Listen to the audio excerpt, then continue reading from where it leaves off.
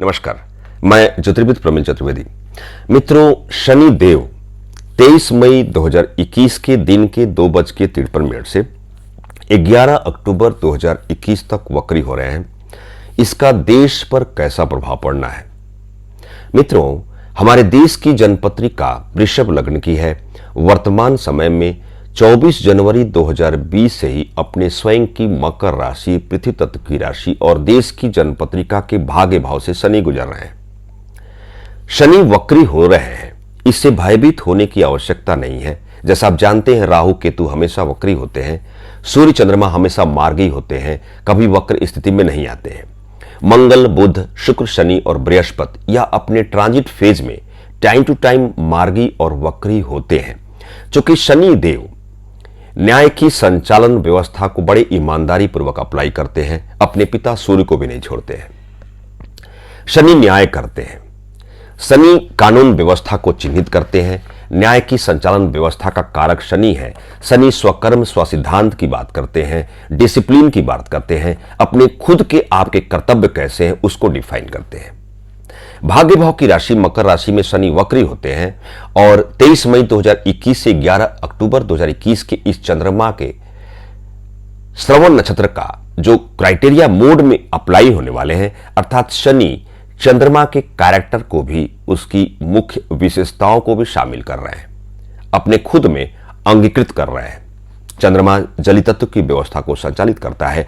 चंद्रमा मन और मस्तिष्क की व्यवस्था को संचालित करता है। तात्पर्य मित्रों यही है, सामान्य सा अवधारणा है कि शनि चंद्रमा के श्रवण नक्षत्र के इस वक्र स्थिति में आते ही 23 मई 2021 से हम सबों को मानसिक व्यग्रता, मानसिक व्याकुलता, मानसिक उत्पीड़न वाले उस कालखंड में एंट्री कराएंगे, भय के माहौल में लाएंगे, पीड़ित करेंगे, जमीन के जली स्तर में बढ़ोतरी कराएंगे। जमीन के जलीय स्तर में बढ़ोतरी तब होगी जब अत्यधिक बारिश होगी, चक्रवात तूफान जैसी दुर्व्यवस्था का आगमन होगा। हम सबों को भयभीत करने के लिए शनि वक्र स्थिति में 23 मई 2021 से 11 अक्टूबर 2021 तक उस अंतराल कालखंड में हम सबों को सजग रहना है, अर्थात जलीय उत्पाद की व्यवस्था में पहुंचा सकते हैं। मित्रों, शनि का नेचर है अपने स्वकर्म, स्वकर्तव्य, डिसिप्लिन, न्याय के कारकत्व व्यवस्था को संचालित शनि करते हैं। हमारे देश की शासन व्यवस्था पार्लियामेंट्री सिस्टम है, संसदीय प्रणाली है, कार्यपालिका, न्यायपालिका, विधायिका का सह अस्तित्व बड़ा सुंदर है। शनि के वक्र होते ही न्यायिक सक्रियता में बढ़ोतरी देखने को मिल सकती है। इसकी आजमाइश उस 23 मई 2021 से 11 अक्टूबर 2021 के अंतराल में आप कर सकते हैं, हम कर सकते हैं। न्याय की संचालन जो होगी, कानून व्यवस्था का दायरा बढ़ेगा, न्यायिक सक्रियता में बढ़ोतरी होगी, अर्थात हमारे देश की न्यायपालिका का विस्तार तो वैसे भी हो चुका है। इस 23 मई 2021 से 11 अक्टूबर 2021 के अंतराल में इसे हम सब फील करेंगे। मित्रों, देश की विदेश नीति में भारी बदलाव लाएगा। कुछ ऐसी फ्रेमिंग होगी कि भारत की विदेश नीति में बदलाव लाते हुए बहुत सारे समीकरण, जो देशों के आपसी संबंध का जो स्थापन होता चला आ रहा है, उसमें भारी चेंजिंग होते हुए बहुत सारे समीकरण बनते बिगड़ते नजर आएंगे। मकर राशि अपने खुद की राशि में शनि देव वक्री हो जा रहे हैं।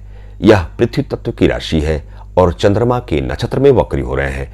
चंद्रमा का जो भी नेगेटिव इंपैक्ट है, भय का माहौल, मानसिक व्यग्रता, मानसिक व्याकुलता का समावेशित काल खंड में हम सब एंट्री कर रहे हैं।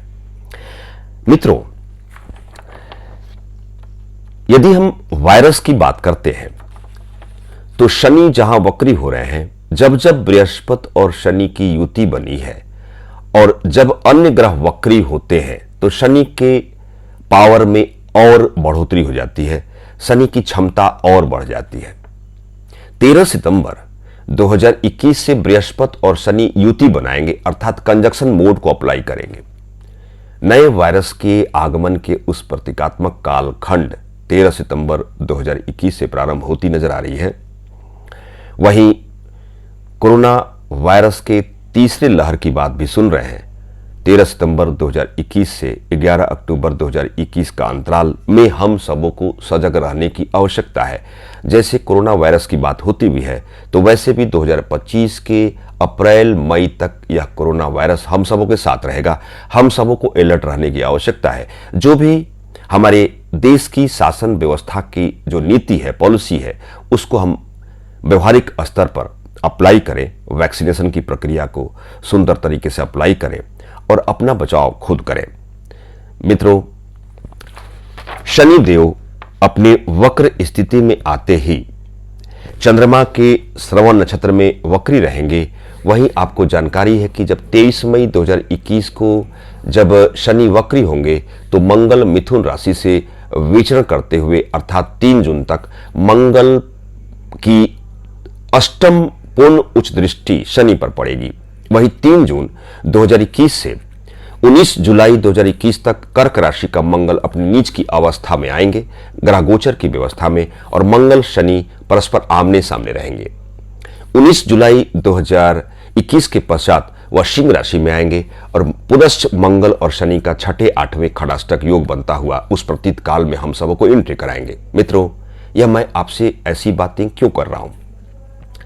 जहां मंगल अग्नि है, लावा है, आग है, वहां शनि भूमि है। टेक्टोनिक प्लेट की बात होती है तो शनि की बात होती है।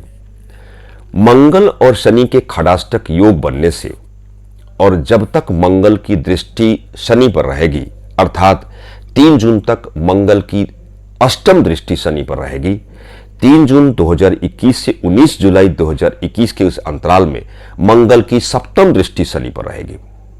भूकंप की, दुर्व्यवस्था के आगमन के प्रतीकात्मक स्थिति की को इंगित कर रही है। तात्पर्य यही है कि 19 जुलाई 2021 तक मंगल और शनि के परस्पर ग्रह गोचर की उस व्यवस्था में बेहतर समय के आगमन को इंगित नहीं कर रहा है। भूकंप के प्रवणता को बढ़ाएगा, भूकंप की दुर्व्यवस्था के आगमन को बढ़ाएगा। हमारे रूलिंग जो पॉलिटिशियन है उनको जकड़ पास में लाएगा। ऐसी कई दिक्कतें आ सकती हैं, उनके लिए ठीक नहीं है। सिविल वार जैसी दुर्व्यवस्था का आगमन ला सकता है। भय का वातावरण का शामिल होना भी लाजमी है, चूंकि मंगल से मांगलिक कार्य होता है। मंगल और शनि दोनों क्रूर पापी प्लैनेट हैं। दोनों की आपसी ग्रह गोचर की उस व्यवस्था में सहसंबंध की यदि बात करें तो बेहतर नहीं है।